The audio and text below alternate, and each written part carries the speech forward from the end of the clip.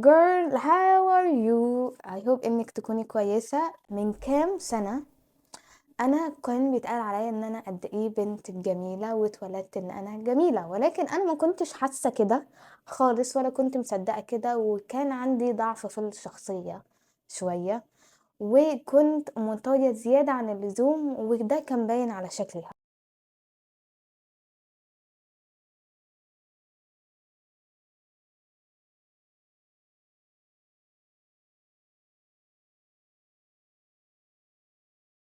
انا هاتبع الترند، ايه اللي نازل جديد هروح اشتريه على طول، ايه البرودكت الجديد اللي نازل فهجيبه على طول. يلا المفروض كل شهر لازم اروح الكوافير، اعمل حواجبي، اعمل ايه، احط ميك اب كتير، استخدم البرودكتس المعينه، لازم يبقى عندي الحاجه الكذا اول الشهر وكل الحاجات دي.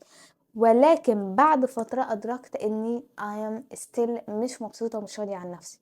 ان انا ممكن اكون انا عملت النهارده حاجات كتير عشان خاطر يبقى شكلي حلو وابقى البنت الكويسه، تاني يوم ابقى متحمسه ان انا هبدا الاسبوع، ولكن بعدها بفتره احس ان انا الناس مش واخده بالها من التغيير اللي حصل فيا، وليه انا ستيل مش راضيه عن نفسي. انا هقول لكم ان الموضوع هو منتال وفيزيكال، بمعنى شكل خارجي، وفي نفس الوقت لازم يبقى داخليا كويس، داخليا من حاجات كتير، داخليا نفسيا، داخليا صحيا، شخصيا، معلوماتيا، حاجات كتير. فانا حاولت الفترة اللي فاتت كلها استجمع كل النقط اللي انا اشتغلت عليها طول الفترة اللي فاتت، هي اللي طلعت الانسان النهائي اللي قصادكم. بس قبل ما اقول لكم الحاجات دي، لو واحدة بس قالت لي في الكومنتات انا مش هعمل النقطة الفلانية، اصل دي هتاخد مني فلوس كتير، اصل دي هتاخد مني مجهود، ايه انا عندي خلق اعمل الحاجة دي، انا ما عنديش خلق اعمل الحاجة دي، ساعتها انت مش محتاجة تتغيري. لان كل انسان بيحاول يوصل لنقطة معينة او ان هو يبقى كويس لازم يبقى مستعد ان هو يمشي ورا رولز، مستعد ان هو يبقى ستريك قوي مع نفسه عشان خاطر يبقى الانسان الفلاني. وده شفتوه مثلا على ياسمين صبري، على كريستيانو رونالدو، على شخصيات كتيرة. اما وقتها بقى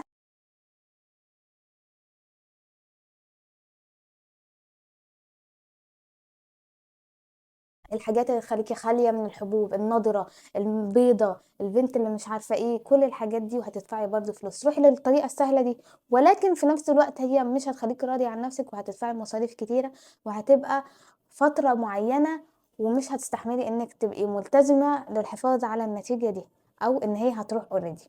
اول حاجة انا كتبتها invest in your skin care, body care, hair care، بمعنى استثمري في كل حاجة هتدعو للاهتمام. يعني السكين كير، اهتمي بالحاجات حتى لو هي مش غالية، مش شرط كل الحاجات تكون غالية. انا اتعلمت من خالاتي ومن اللي كنت بسمعه ان هم ما كانش عندهم الحاجات الكتيرة اللي كانت موجودة دلوقتي، كانوا بيعملوها بحاجات طبية، كانوا بيعملوها حاجات طبيعية اصلا، فمش شرط كل حاجة تبقى برودكت غالي. يعني ممكن تبقي تعملي تونرز في البيت، تونر الرز، تونر الشاي الاخضر، كل الحاجات دي. لازم تبقي تنفستي في السكين كير، بمعنى انك تبقي عارفة ايه الحاجة المشكلة اللي عندك وتعالجيها هي بس، مش تجري ولا الترندات ان في منتج جديد طلع بيعالج ايه، فهتبقى بالنسبه لك هتاخدي بالك ان ده انا تصدقي عندي رؤوس سودا فانا هروح اجيبه، وممكن يبقى ما عندكيش، او ممكن تبقى مش مهمه، او جلسه تنظيف لوشك هتروح. انا عارفه ان مشكلتي في التصبغات، انا وشي بيسمر بسرعه وكتير جدا، فدي الحاجه الوحيده اللي انا كنت مركزه معاها. كنت بستخدم برودكتس كتيره، كان ده بيأثر على وشي بالسلب، لان وشي اللي انا اكتشفت ان هو مش محتاج ان انا اقعد اجري ورا كل الحاجات دي. جبت حاجات التصبغات فقط، وبقيت اهتم بالسان سكرين بتاعي، بالحاجات اللي هي الديلي، الغسول، السان سكرين والمرطب. طبعا كل ده على حسب بشرتك، وهبقى اعمل لكم سكين روتين في فيديو معين. ايه الروتين؟ بمعنى الزيوت، حمام الكريم، البلسم، المرطبات بتاعه الشعر. لو انتي مثلا بتعملي شعرك كتير بيبي ديس واستشوار وكده، فانتي هتجيبي هير بروتكتور من الصيدليه عشان خاطر ما ياثرش على شعرك، دي هو مع الوقت هيبقى كويس. اقصى حاجه ممكن تعمليها في شعرك الاستشوار والمكوى، وانتي زي ما انا قلت انك جايبه الحاجات اللي هي البروتكتور، وهي تبقي راضيه ساعتها عن نفسك. لو انتي صعب خالص خالص خالص، حاسه انك غير راضيه تماما بشعرك، ساعتها روحي للتريتمنتس الاقل ضررا، وفي نفس الوقت ابقي اهتمي بشعرك. البادي كير يا جماعه مهم جدا. جسمك اللي انت بتدخليه لجسمك هيطلع عليكي. بمعنى لازم تدخلي مثلا لو انت عندك نقص في فيتامين سي خديه عشان خاطر يبقى وشك يبقى كويس ويبقى فيه نضاره. لو عندك نقص في فيتامين د، لو انت محتاجه فيتامينز معينه، لازم تبقي في حاجه اسمها بادي كير، انك بتروحي تشوفي مثلا لو عندك ميه زياده في جسمك اكتر من الدهون، او الدهون اكتر او اقل.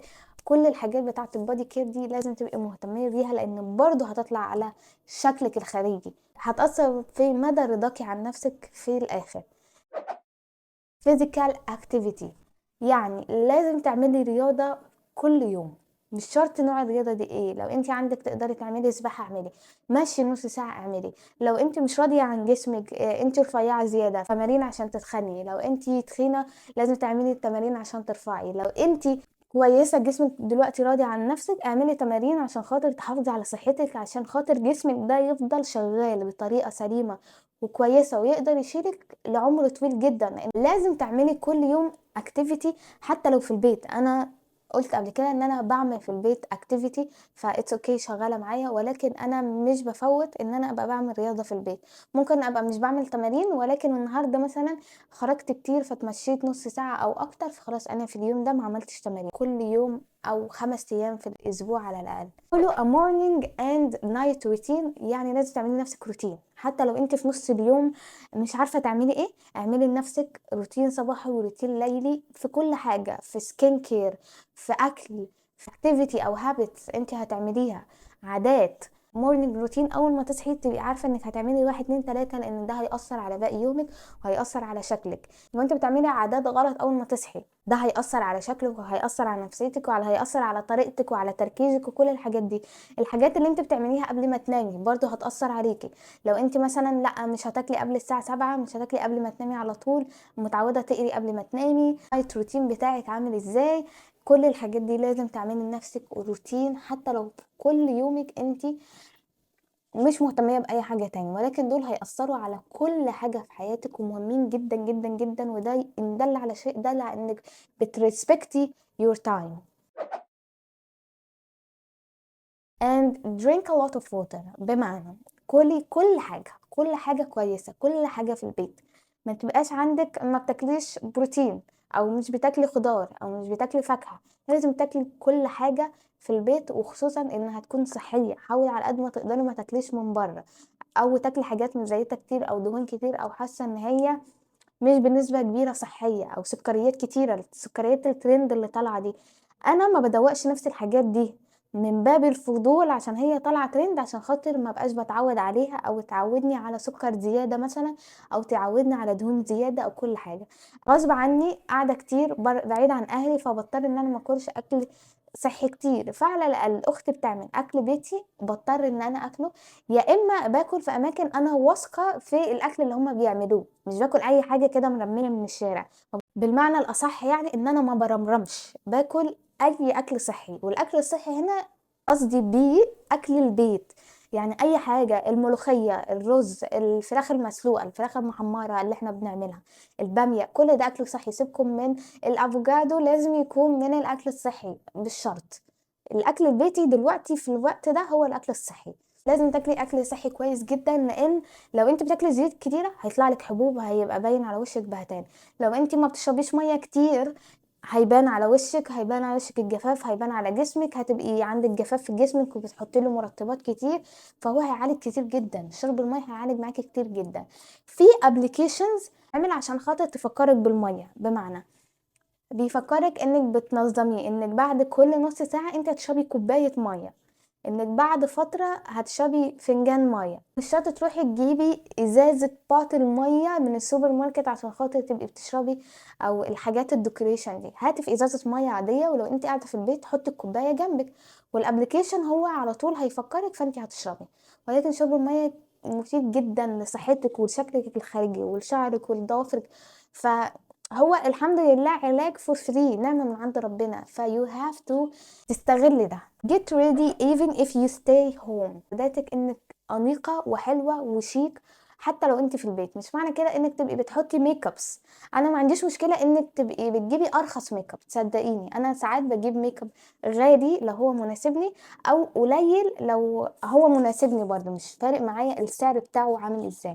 يوم ببقى لابسه بيجامه نظيفه، مستحميه، عامله تسريحه لشعري، رشه برفيوم، عامله مثلا ليب كومبو او فازلين او ايا كان من الحاجات دي، كأن مثلا لو جات لي صاحبتي دلوقتي او جات لي ضيف ابقى حابه ان انا اكون شيك. هو ده بعمله حتى في البيت، لان ده هيعودني على طول الوقت الشياكه والاناقه. كمان هيأثر عليكي نفسيا، هيديكي ثقه في نفسك، هيخليكي انت قاعده في البيت مبسوطه مرتاحه، حاسه انك جوه البيت وبره البيت حلوه. اعملي بقى كل الحاجات اللي انت عايزاها في البيت، اعملي يعني دلعي نفسك في البيت. جود سليب. بصي، في الموضوع ده انا عندي حاجه، انا ما اقدرش اقولك انك تنامي مثلا 8 ساعات او انك تنامي اقل. انا عن نفسي كايمان، انا كل ما بنام قليل كل ما بصحى اكتف اكتر. لما كنت بنام ساعات اكتر، يعني انام 8 ساعات و7 ساعات وكده، ده كان بيصحيني تعبانه. ولكن انا لما بنام قليل انا بصحى فايقه واحسن بكتير ومودي احسن. لو انتي من الناس اللي كل ما تنامي كتير بتصحي احسن، اعملي كده. لو انتي من الناس اللي زيي اعملي كده. وانا سمعت ليتلي دكتور مجدي يعقوب بيقول ان النوم لمده قصيره، حتى القيلولات، ده بيبقى احسن كتير في الجسم. فانا مش عارفه، ولكن خدي نومك بشكل كفايه. بس مش معنى كده الاقيكي مثلا بتنامي الظهر والعصر والمغرب والعشاء وتنامي كتير. لا، انا مش عايزاكي تنامي كده. انت لو مثلا بتفضلي انك تنامي 8 ساعات، هي دي نومتك بالليل، او 12 ساعة هي دي نومتك طول الليل. ما تبقيش بتبوظي نومك بس بتنامي 8 ساعات. لا، لازم تبقي بتصحي في وقت وبتنامي في وقت، وما تأخريش نومك كتير، لان ده برضه هيبان على وشك وهيبان على هالاتك، وهتبقى هالاتك صعبة، هيبقى وشك باهت. كل الحاجات دي برضه هيأثر عليكي. اقصى حاجة هتعمليها انك بتاخدي قيلولة بعد الظهر، بس بعد الظهر يعني مش بعد العصر او بعد المغرب، وبتاخديها فترة قليلة، يعني نص ساعة ساعة بالكتير. بما ان الجامعة جاية وتخلص مثلا جامعتي وكليتي بتخلص الساعة 5، فانا بضطر ان انا اخد القيلولة بتاعتي بعد ما برجع من الكلية، فبتبقى الساعة 6.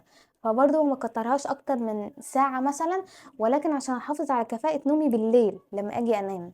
انتوا بقى ايه مستنيين نتكلم فيها؟ الميك اب. ما انا قلت قبل كده، طول ما انا جسمي مخليه كويس بحيث النوم، الميه، الاكل، سكين كير وكده، فده طبيعي هيبان على بشرتي ان هي تبقى كويسه. فلما هاجي احط عليها اي ميك اب هيبقى شكله حلو.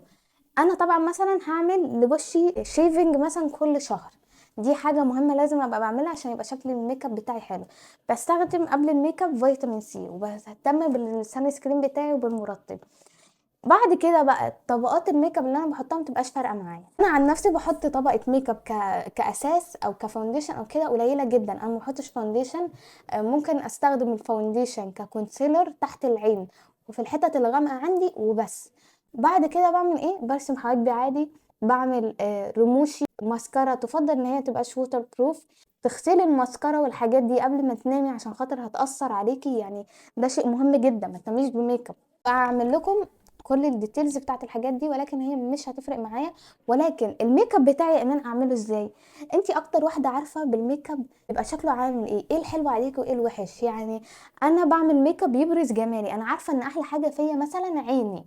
انا بعمل الميك اب بتاعي اللي هو الرموش، بعمل بالماسكارا، بحط فيها كحل مثلا من فوق وبس. لان مثلا انا مدركه ان عيني لو حطيت لها ايلاينر بتبقى اوفر، مش بتبقى بتاعت الديلي يوز. فاهمه قصدي؟ واحده تانية يبقى لا شكلها حلو، بس انا في حاجات ملفته اوريدي، انا يا دوب بجملها بس وبطلع بيها. مش بحط ميك اب كتير، مش كل يوم بحط ميك اب، عشان خاطر انا ببقى راضيه عن شكل بشرتي في السكين كير. ببقى مش عايزه كل يوم ابقى بحط ميك اب، لازم الناس تبقى تشوفني كده وكده. وكل موقف ليه اللبس بتاعه، وهل هتحط ميك اب؟ طب ميك اب اوفر كده بس عشان الناس تبقى بتاخد عليكي في كل حالاتك. كل حالاتك انت جميله بوشي. انا كنت عارفه ان التقويم، لان قريت عليه كتير قبلها، ان هو اوريدي هيغير لي شكل وشي.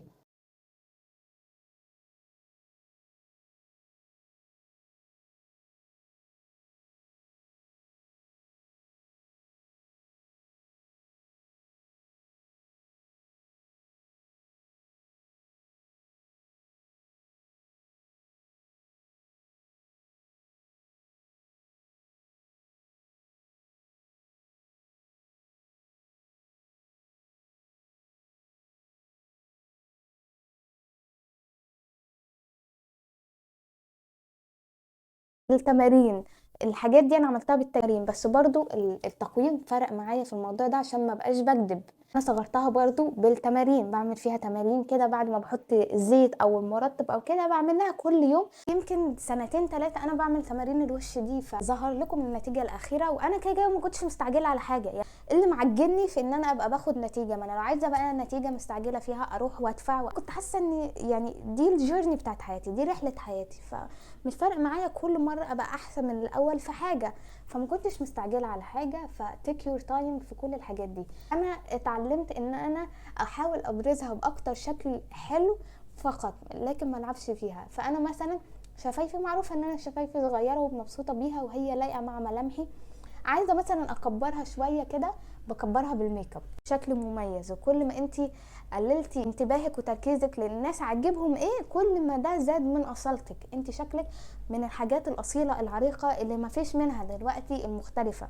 بنات عامه عاملين زي الفاكهه، ما فيش فاكهه كلنا بنحب المانجا، بنات فاكهه. البنات كل واحده شكل ولون ودرجه وستايل اللبس. انا بالذات حبيت اني ابقى متبعه ديني، وفي نفس الوقت ماشيه بطريقه مودرن، وفي نفس الوقت ابقى حاجه هي عجباني وانا متقبله بيها. اول حاجه في الطرحه، خاف ربنا قوي، بس انا ما بفرضش على حد حاجه. فانا كنت حاسه ان دي انسب طرحه على طولي، على وزني، على شكلي عامل ازاي. فانا في ناس تقول لا الخمار، وفي ناس تقول لا النقاب، براحتك. في ناس بتعمل الطرح زي ما انت شايفاها دلوقتي. انا اخترت الوسط، يعني اني ابقى شكلي حلو، وانا اوريدي عارفه ان شكلي حلو، وكنت عارفه ان ربنا ادانا الحجاب عشان خاطر ده فرض علينا، عشان خاطر يداري جمالنا، فمش حاجه اوبشنال ان انا ابقى بفكر فيها. اللبس بقى اخترت الحاجه اللي بتعجبني. انا من زمان بحب اللبس والميك اب والديكور والحاجات والشياكه، فاخترت الحاجات اللي تناسب وزني. هل انا تخينه هترفعني، هل انا رفيعه هتخني، الحاجات اللي المناسبه على طولي، الحاجات اللي ترضي ربنا عليا. مش فارق معايا المجتمع خالص، انا بختار الحاجه اللي بتخليني شكلي مميز. مش البلوزه دي طلعت فبجري وراها، انا بختار الحاجه اللي بتعجبني، الحاجه اللي مريحاني. الالوان بحاول على قد ما اقدر ابقى بدخل الوان، عشان خاطر قعدت فتره طويله بلبس اسود بس. كل الحاجات دي هي بتبان على الناس كده، بتحسك انك واو شيك، ورغم انك مش متبعه الترند، ولكن طول ما انتي راضيه باللي انتي لابساه وحاساه حلو، الناس هتقولك واو دي حاجه جميله. وممكن ما تبقيش بتجيبي الحاجات الغاليه قوي، مش لازم تجيبي براند، يعني ممكن تجيبي بالفلوس دي من اماكن رخيصه. وعندنا كتير في مصر حاجات كتيره جدا، ولا انك تجيبي حاجه براند. غيري، ما انت عايزه تغيري. ممكن انت لو انت بتشتغلي فانت كل شهر عايزه تجيبي بلوزه جديده، يعني ما تجريش ورا الترندات ورا البراندات. البسي الحاجات كتيره، فلوسك تجيب لك حاجات كتيره، وحاجات كتيره عجباكي وانت مقتنعه بيها.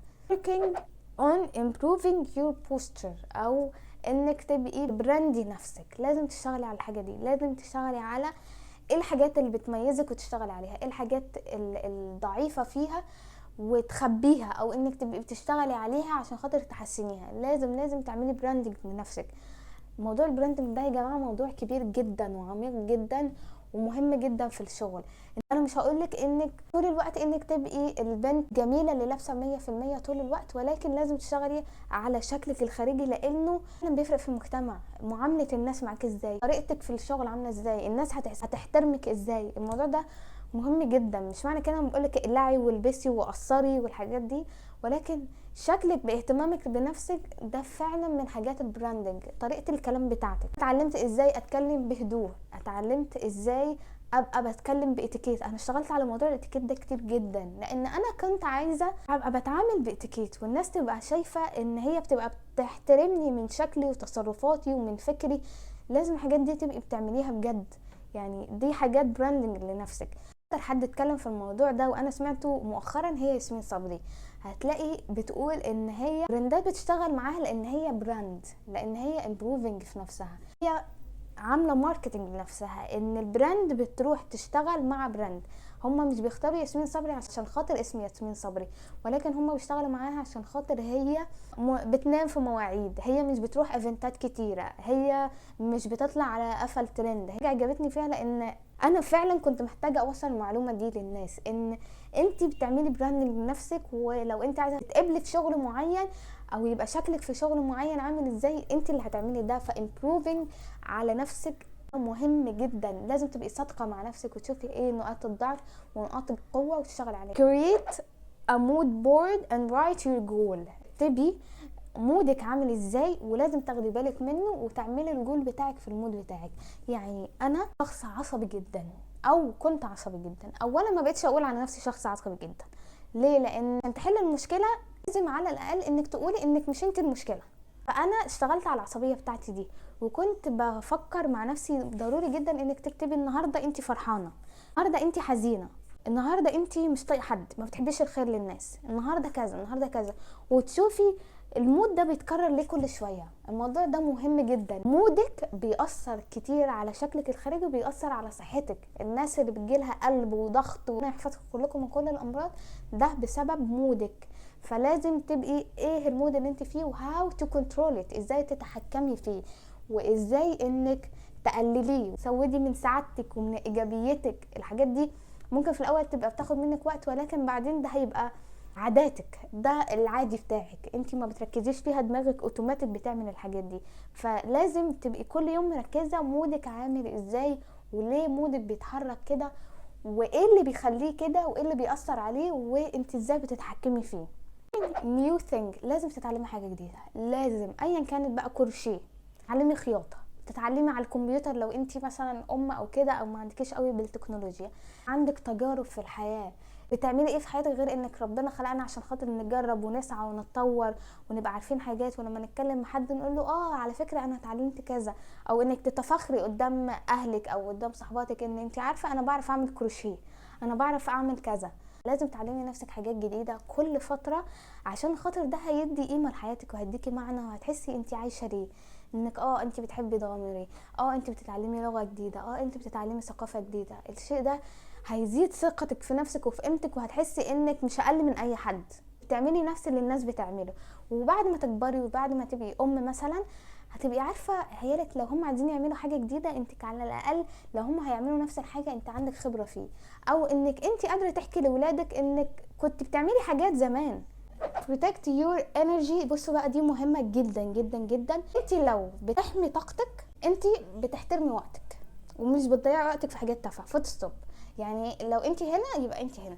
مش كل حاجه بتنفعلي عليها، مش كل حاجه بتدي لها رده فعل. بتقعدي طول الوقت تسكرولي وتضيعي وقتك في حاجات تافهه، طول الوقت بتشتغلي، او طول الوقت بترتاحي، طول الوقت نايمه، او طول الوقت مع ناس بترهقك، عامله فولو الناس بتضايقك.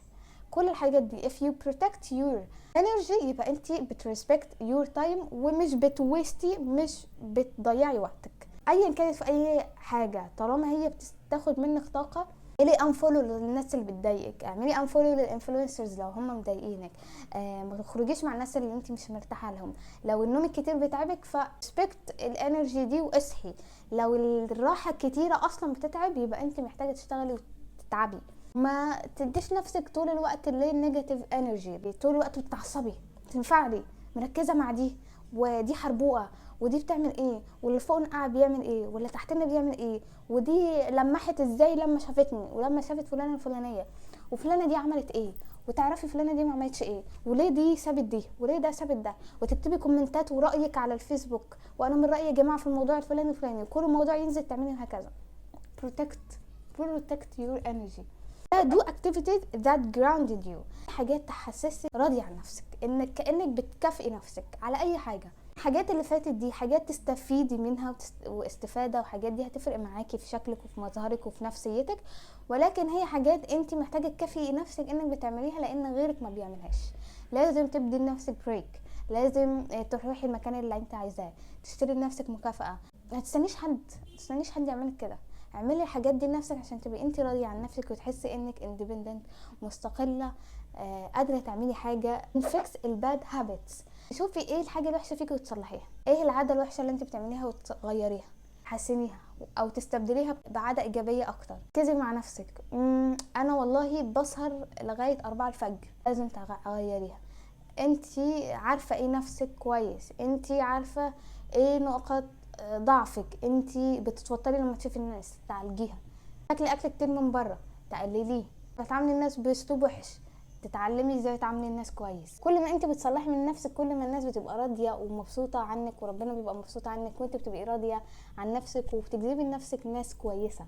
عمر ما في عادة سيئة هي في الآخر هتنفعك، هي في الآخر هتضرك. practice السيلف لاف على نفسك، قولي لنفسك الكلام الإيجابي، وده شيء مهم جدا جدا جدا. طنط اللي على السوشيال ميديا اللي بتقول أنا جميلة، أنا حلوة، أنا عايزاكي كده، أنا عايزاكي كده زيها.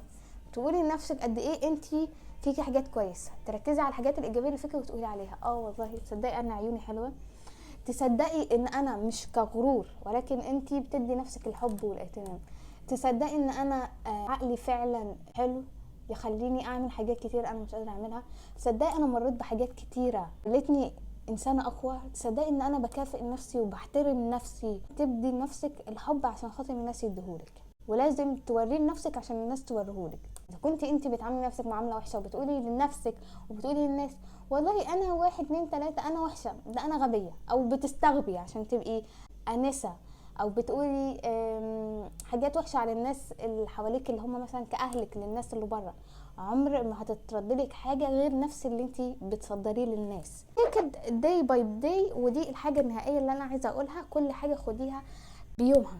فكري في النهارده، فانت حاطه جولز للنهارده. انت ممكن يبقى انت عندك في الهدف في اخر سنه انك توصلي الهدف، ولكن انت تصغري الهدف شهري، هدف اسبوعي، هدف يومي. فانت كل اللي مركزه فيه النهارده، ما بتفكريش ايه حصل امبارح لان اللي فات مات خلاص وخدت منه الدرس وطلعت بيه. ما بتفكريش في بكره ايه هيحصل. خدي يومك زي ما هو، وخدي الستيب ستيب زي ما هي.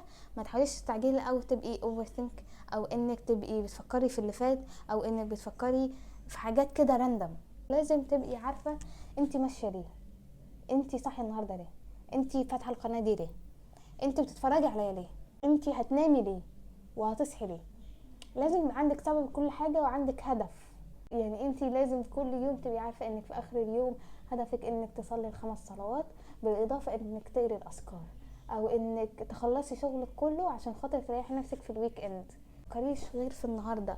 لو انت استثمرتي البريزنت بتاعك والحاضر بتاعك كويس، ما تقلقيش ابدا على المستقبل بتاعك، وعمرك ما هترجعي تبصي ورا على الماضي بتاعك. ليه؟ لان الماضي بتاعك كان هو الحاضر اللي انت اشتغلتي عليه كويس. كل الستبس اللي انا قلتها هي كتيره جدا جدا جدا، ولكن انت ممكن تاخديها ستيب ستيب ستيب ستيب لغايه ما يبقوا كلهم انت بتعمليهم، عشان خاطر ما تبقيش بتضايقي نفسك انك بتعملي حاجات جديده كتيره مره واحده. لا، خديها بالراحه، خدي ستيب ستيب ستيب. ولكن دي كلها اكتشافاتي في ال4 5 6 سنين اللي فاتوا، اللي طلعوا في الاخر ايمان دي، وقلتهم لك كلهم في الفيديو ده النهارده. ولكن هي اكتشافات سنين ومواقف، فلازم تبقي بتعمليهم. وزي ما قلت لك في اول الفيديو، لازم تتعبي وتشتغلي على نفسك عشان خاطر تبقي الانسانه اللي انت عايزاها. دي كانت انسانه دي في يوم من الايام، ولكن الحاجات الداخليه والحاجات الخارجيه اللي انا اشتغلت عليها بستبس بسيطه، ولكن الاستمراريه هي اللي فرقت معايا، هي اللي طلعت احسن انسانه انا راضيه عنها دلوقتي وراضيه عن حياتها. والناس بنسبه 80% مبسوطه بيها، ومبسوطه ان هي تعرفها، ومبسوطه ان هي معاها، ومحدش ندم عليها او تصرف هي عملته او كلمه قالتها او قرار. فكل حاجه هترجع لك، ولكن عشان خاطر توصلي لحاجه حلوه لازم تتعبي عليها.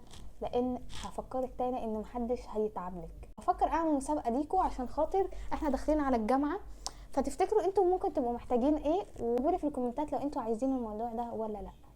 باي.